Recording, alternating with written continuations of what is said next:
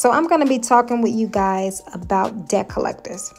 So if a debt collector is trying to sue you, this information is very powerful when it comes to getting justice from a summons you receive from a debt collector. Okay, we're going to be talking about maxims. What are maxims? Maxims are self-evident truths, okay? Maxims explain what is fair. It explains what is right. It explains how one should assert themselves, knowing their rights in order to receive justice. And it also explains how one who fails to assert his rights has none, okay? So you would get no justice if you fail to assert your rights. It's very important to know your rights in order to resolve anything. Okay, so maxims are statements that the courts must uphold. So in order for them to uphold it, you have to know your rights and you have to know how to assert your rights. There are 10 maxims in commercial law. Okay, there are 10 of them. So when you read the maxims, it tells you how to handle yourself when you receive a commercial presentment. So if a debt collector is trying to sue you, they send you a summons. That is a presentment. That is an invitation to court. So when a debt collector wants to summon someone, they have to hire a process server, y'all. They have to hire a process server. So if someone presents you with a document to go to court, in this case, a debt collector sending you a summons, the process server must provide proof that the papers were served. They got to provide proof, and that is done through an affidavit of service. So a summons is nothing but an affidavit from the process server. That's all it is. And that's why these 10 maxims are very important, because it tells you how to handle an affidavit. Okay, it tells you how to handle an affidavit. So I'm not going to read through all these maxims with you guys, but I encourage you to do so for yourself. Study and get your own understanding of what it means to you. We're going to jump down to 5. And it says, an unrebutted affidavit stands as truth in commerce. Okay, so I talk about rebutting things all the time.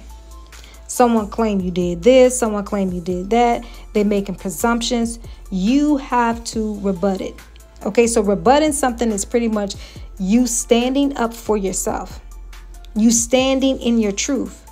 You taking a stand and you're not agreeing to the claim made in the affidavit. So let's break down what number 5 means.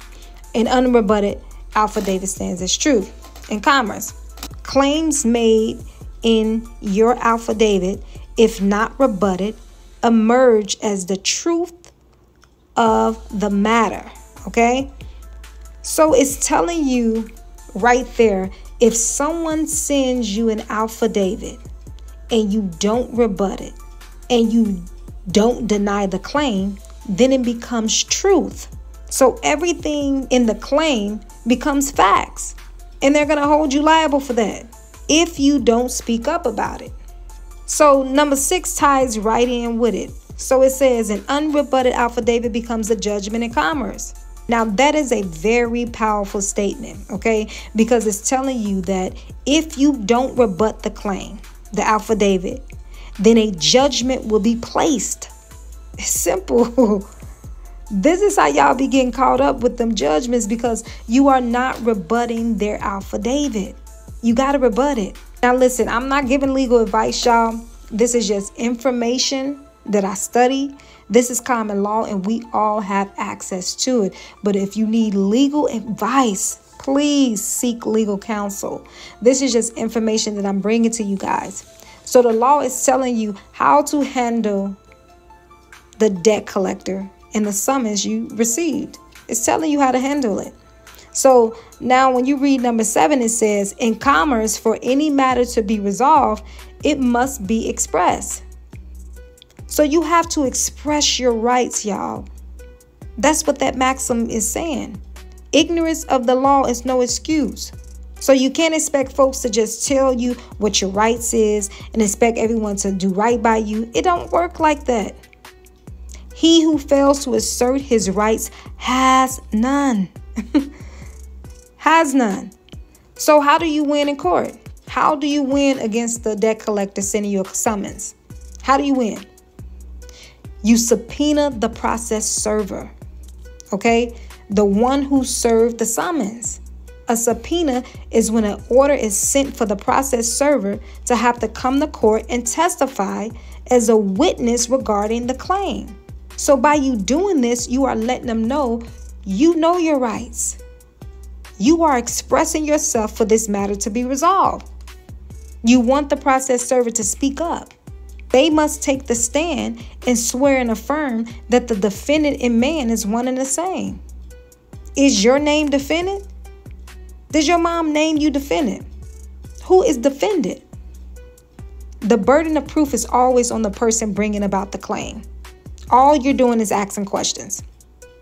So I didn't want to make this video too long. I just wanted to shine some light, you guys, give some insight on your maxims. You have to study them. Research about maxims. No one is above the law.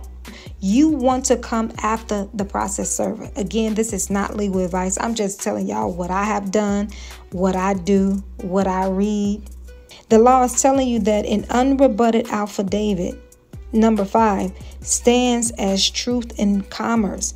So if you don't rebut the affidavit of the process server, which is the summons, it stands as truth in commerce. We're dealing with commerce. You have to say something. An unrebutted affidavit becomes a judgment. So you're going to get a judgment. Study the 10 maxims of law. Okay, so if a debt collector is coming after you, you want to make sure that you come after the process server. Challenge what the process server is saying. Challenge jurisdiction by bringing the process server to take the stand. Okay, so don't wait to be great.